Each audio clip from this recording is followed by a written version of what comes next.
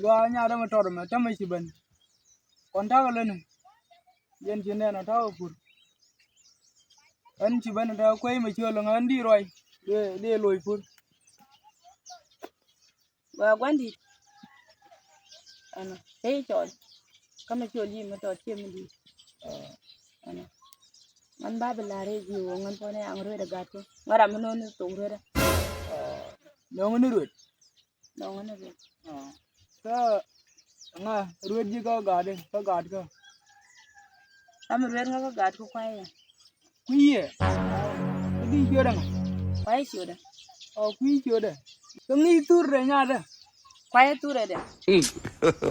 ka kui la ngai di wo ja ruot ji mo wo ruot ji gad ka ngai ne ndwele yang nang tin ini do kan nyada ka gadare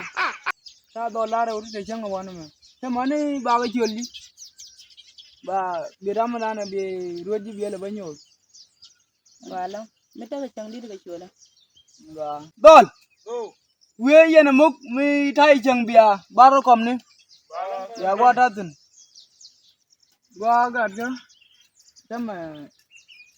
ya ben ta yi jol ala nyama to me nyame charwet ni ruot ram tel ke ya ka janu kuye turan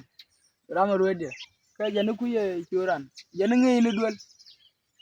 ngi ni tiang ngi ni dole cha nong tin ne jene ngi atama janu kuye poiran ke ye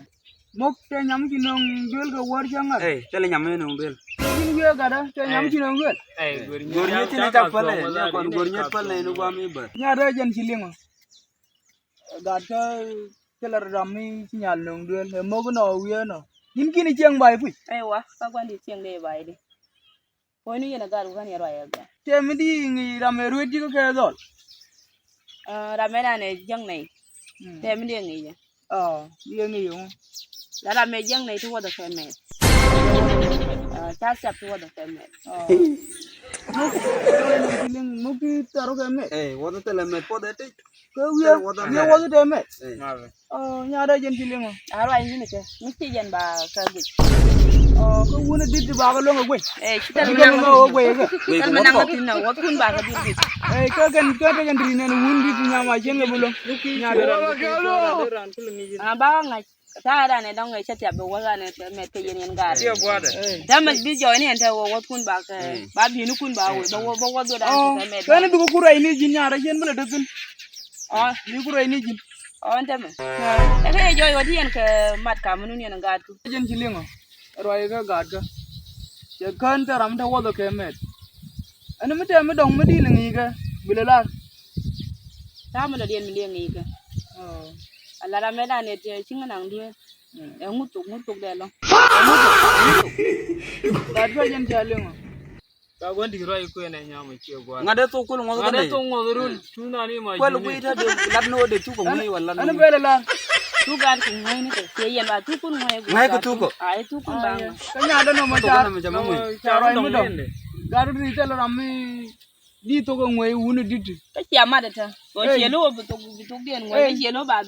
bi ken ba we ba me de dan cha ma to do roi ru che te mi che da tin cha chung chung jin gad ga ba wo ken goi da ram ta wo do ke me jin te mu tu ken te ram mu tu ke ka nya da ke joy go jang da la roi mo che kan tel mi bro ling tin na bi jien ko jin dab che kwa na bangu kuiran ga mo point ram ro ke kuiran ga mo chi ram ro ke o ku bet gwani da kamar ka chia gan Allah ta ya dan ngan ta ma che ke na tuna re ka jena na bi jien dora ko che kan tel ram chi ro do gad ga ani bi ram ro ji bi lo gor gol o ba ji bi jien nu bi jien nya da ada ma chelo ai gwe ke met chelo ta ma bitu gad ku bi ngwai ta ma na ba ji ndi nya da roi ngur chi ga to ka ji na me ta ma wa ji ta che be gba gan mar ba ben ke la gan mar chi ja roi rong ban la den ta ban ba chang na tung ma da den ya la ben ba ye la benen gwandi dan ji na ba ji ndi bi jien ku yen nga je na yen gad ku mo gan mar ben che bi liem ku ye bi yen ja ke yang mi ka nu bi ya lo ben ya lo ben ya lo ben